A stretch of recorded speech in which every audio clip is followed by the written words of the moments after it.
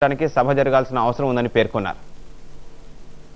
అవినీతిని గురించి రాష్ట్రమంతా అట్టుడికిపోతున్నా కూడా దానికి ఒక ప్రైవేట్ మెంబర్స్ బిల్ని సభాపతికి నోటీస్ ఇచ్చి పంపించి 6 నెలలు దాటినా కూడా ఇంతవరకు దాని మీద ఏ చర్య లేదు.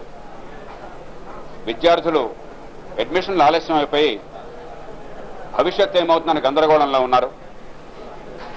ఆరోగ్య రంగంలో ప్రతిరోజు శిశు మరణాలు కానీ ఇతరమైన అనారోగ్య పరిస్థితులు కానీ ప్రతిరోజు మనం చూస్తున్న పత్రికల్లో స్థానిక ప్రభుత్వాల ఎన్నికలు మళ్లీ వాయిదా పడుతున్న రాజ్యాంగ ఉల్లంఘన జరుగుతోంది.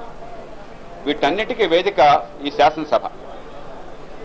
దురదృష్టవశాత్తు ఈ సభ చాలా కాలంగా దాదాపు నిద్రాణంగా ఉన్నది. కేవలం మొక్కుబడిగా రాజ్యాంగంలో 6 నెలలకు ఒకసారన్నా సభ జరగాలని చెప్పి నియమం పెట్టారు కాబట్టి మొక్కుబడిగా 170 రోజులు అయిన తర్వాత సభను ఒకరోజు పిలవటము, 3-4 రోజులు కాగితం మీద చూపెట్టడము, 3 గంటలు కూడా జరగకపోవటం ఆనవాయితీ అయిపోయింది. వివాదాస్పద